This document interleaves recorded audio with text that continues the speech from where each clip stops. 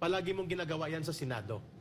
Every time na may pagkakataon kang bumira, binibira mo lahat at wala kang preno. Magkaiba po ang Idol Rapi Tulfo na programa mo sa telebisyon kaysa function mo at otoridad mo na ginagamit bilang senador. Si Mahirap po si itong Tulfo ginagawa. talaga mahilig sa grandstanding. grandstanding. We will call him out on this. Yeah. If you accuse, you have to bring proof to that. So kung may discrepancy, huwag kang mag-conclude na may corruption. Pwedeng mayroon lang mga documents na kulang. Pagsalitain mo muna ang COA.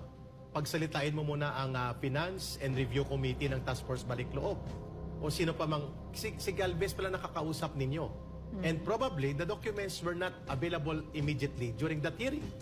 So, give the benefit of the doubt first. Maybe he's projecting. Baka tatakbo mo ito sa 2028 Baka mag-presidente o mag-vice president. But that is not the way to use power in the Senate or in the government. So, we call out on this. We are not depending